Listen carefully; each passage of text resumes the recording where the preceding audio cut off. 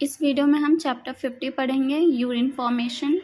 तो first introduction देखते हैं। Urine formation is the blood cleansing function. Urine formation क्या है? एक ब्लड क्लींजिंग फंक्शन है जिसके थ्रू हमारा ब्लड क्लीन होता है। Normally about 1300 ml of blood enters the kidney. Normally हमारे किडनी में 1300 ml ब्लड एंटर करता है।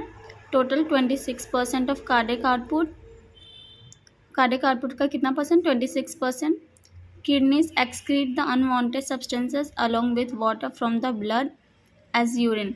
किडनी हमारा जो भी अनवांटेड सब्सटेंसेस होता है ब्लड से वाटर के साथ यूरिन के फॉर्म में एज अ यूरिन बाहर निकाल देती हैं, एक्सक्रीट कर देती हैं।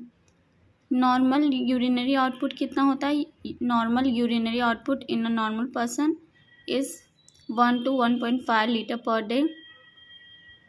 डे। कितना? 1 to 1.5 लीटर। यहाँ पर प्रोसेस ऑफ यूरिन फॉर्मेशन दिया गया। When blood passes through glomerular capillaries, the plasma is filtered into the Bowman's capsule।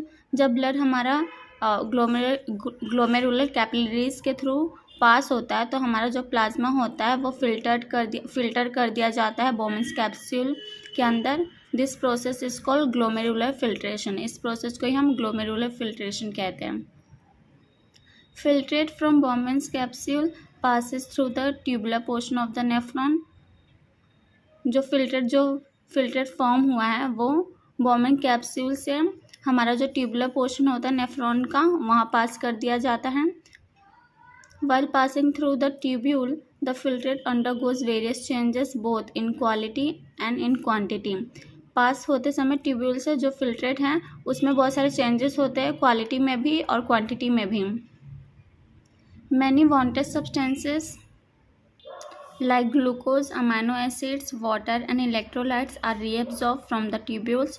जो भी हमें ज़रूरत की चीज़ें होती है जैसे glucose, amino acid, water, electrolytes, ये सब ट्यूब्यूल से रीअब्जॉर्ब कर लिया जाता है। And this process is called tubular reabsorption. हमारे ट्यूबुलर रीअब्जॉर्प्शन में से क्यों कहते हैं? क्योंकि जब हमारा फिल्टर ट्यूबुलर पोर्शन से पास होता है तो वहाँ पे जो भी ज़रूरत की वांटेड सब्सटेंसेस होते हैं वो रीअब्जॉर्ब कर ली जाते हैं, इसलिए हम इस प्रोसेस को ट्यूबुलर रीअब्जॉर्प्शन कहते हैं। And some unwanted substances are secreted into the tubule from peritubular blood vessels।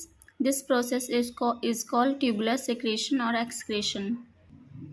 और पेरिट्यूबुलर ब्लड वेसल से हमारे ट्यूब में कुछ अनवांटेड सब्सटेंसेस सिक्रीट किए जाते हैं। इसी प्रोसेस को हम ट्यूबुलर सिक्रेशन कहते हैं। और एक्सक्रीशन, जो भी अनवांटेड सब्सटेंसेस होता है उन्हें यहाँ पर सिक्रीट कर दिया जाता है पेरिट्यूबुलर ब्लड वेसल से ट्यूब्यूल में। दस the urine formation includes 3 process. इस प्रकार हमारा जो यूरिन फॉर्मेशन है वो 3 प्रोसेस इंक्लूड करता है। 3 प्रोसेस में होता है glomerular filtration, tubular reabsorption, tubular secretion. Among these 3 process, filtration is the function of the glomerulus। ये तीनों प्रोसेस में जो फिल्ट्रेशन है वो ग्लोमेरुलस का फंक्शन है। Reabsorption and secretion are the function of tubular portion of the nephron. जो हमारा रीअब्जॉर्प्शन और सिक्रीशन का फंक्शन है वो हमारे ट्यूबुलर पोर्शन, जो नेफ्रॉन का ट्यूबुलर पोर्शन है उसका फंक्शन है। और फिल्ट्रेशन का फंक्शन किसका है? ग्लोमेरुलस का। ऊपर यहाँ पर डायग्राम दिया गया है, आप लोग देख सकते हो एक बार। Tubular portion, glomerulus.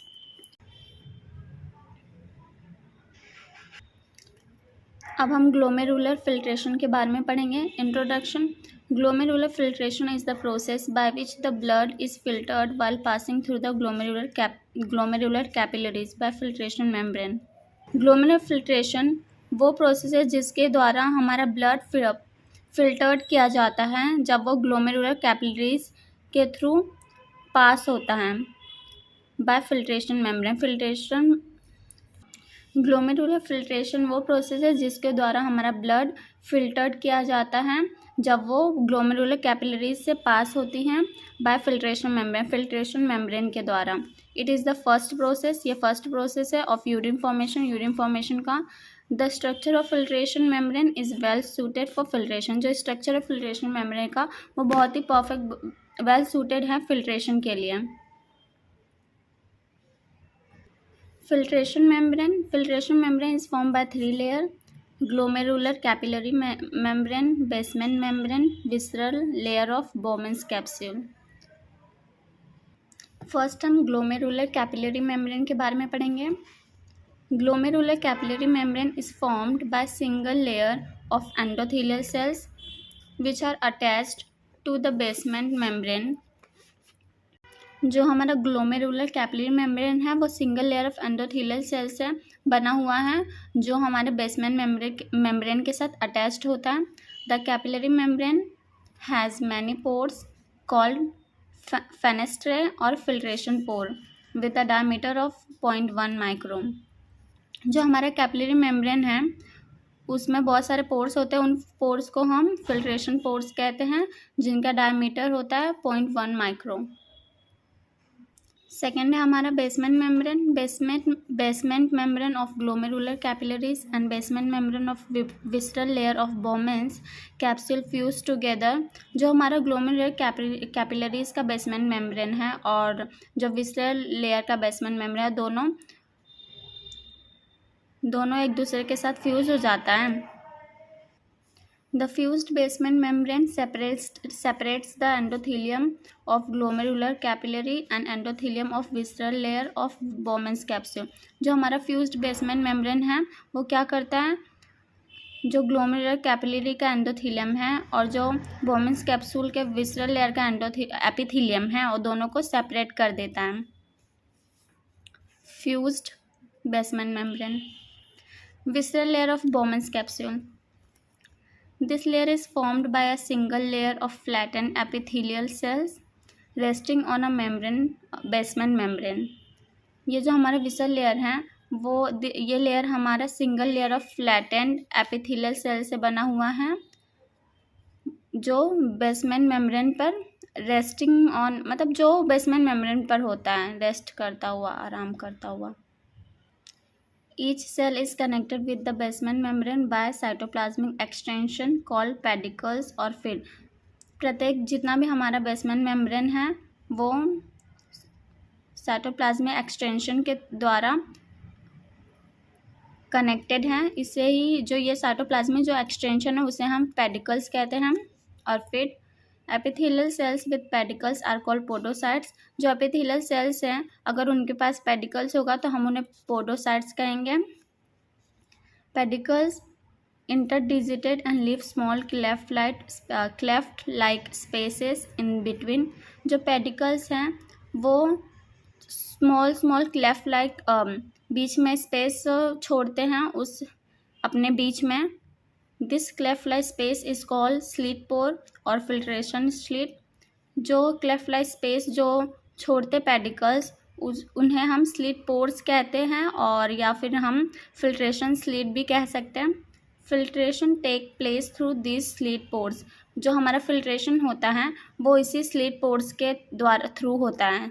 जो हमारा फिल्ट्रेशन स्लिट है ना इसके थ्रू ही हमारा फिल्ट्रेशन होता है।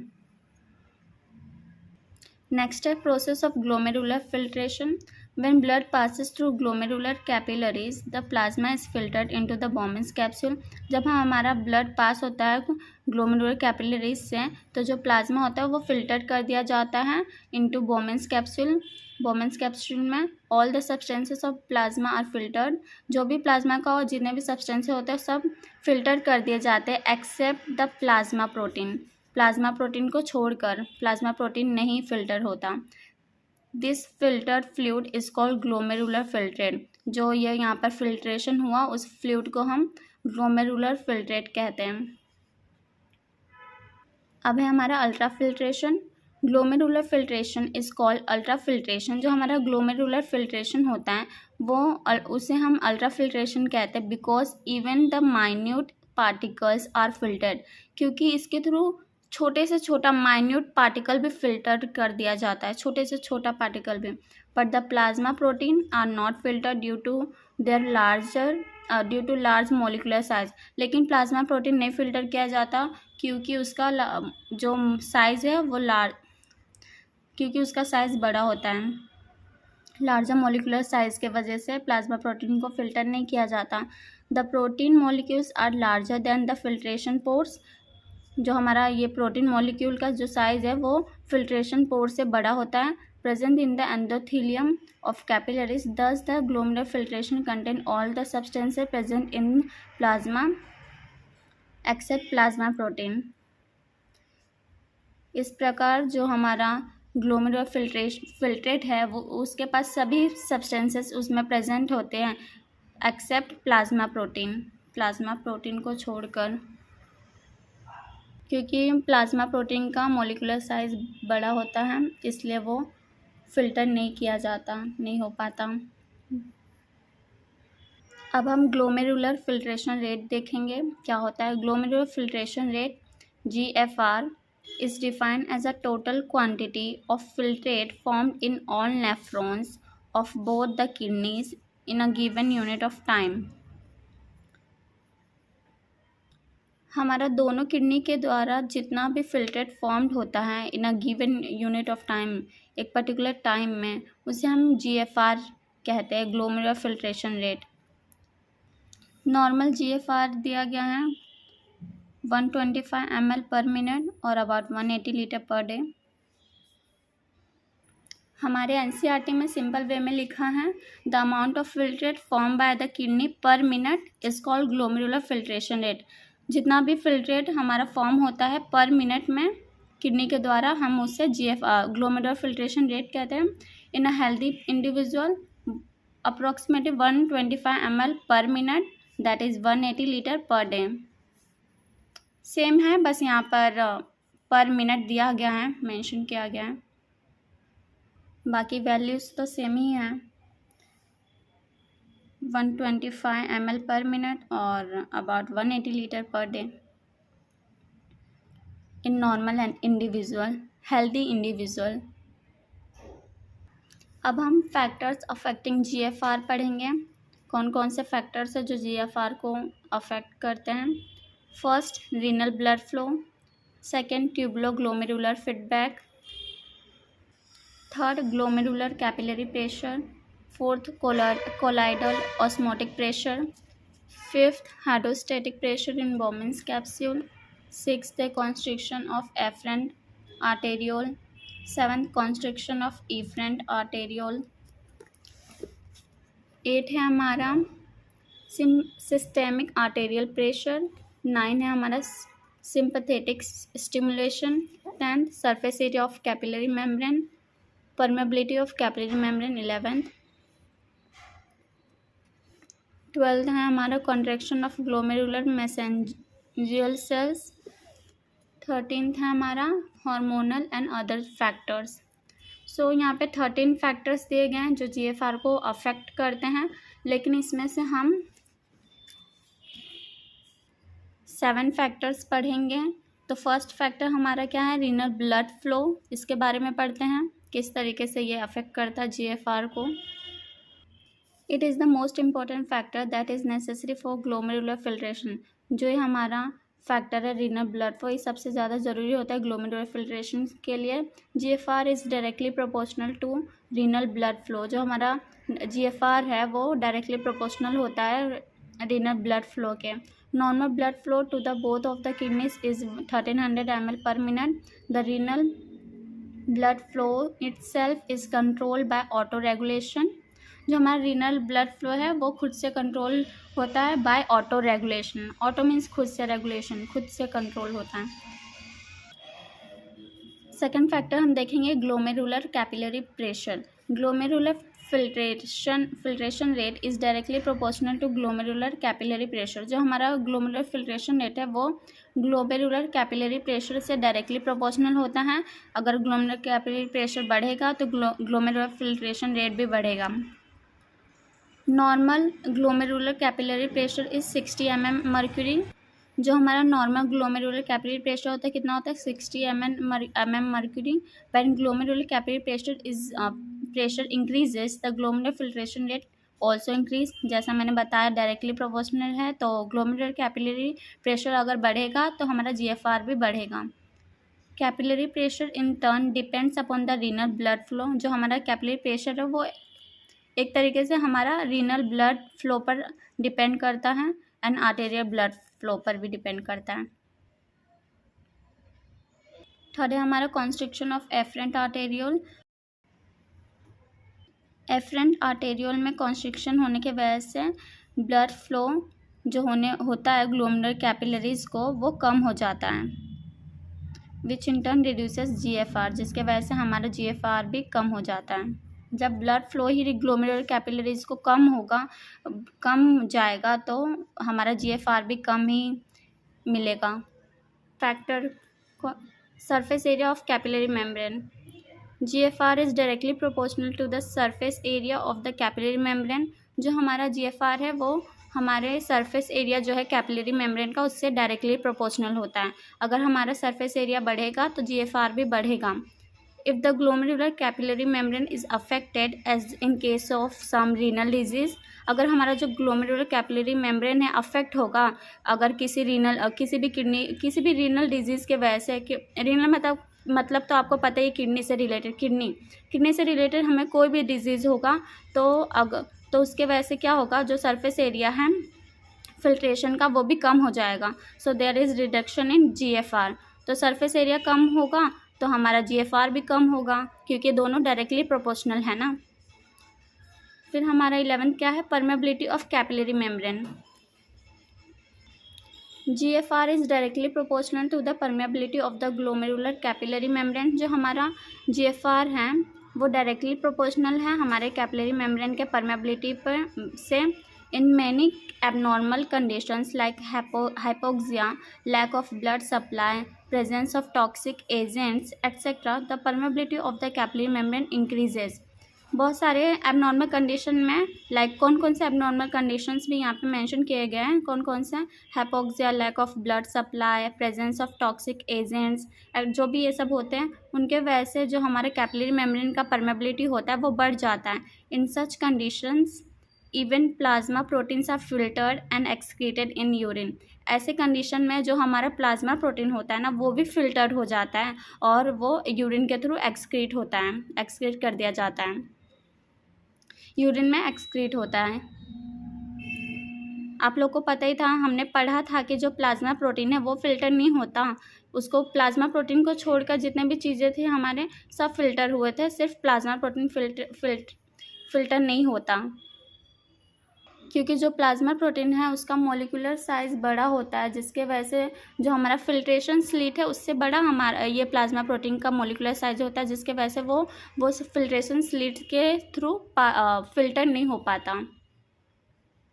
लेकिन जब हमारा एबनॉर्मल कंडीशन होता है तो प्लाज्मा प्रोटीन भी फिल्टर्ड हो जाता है।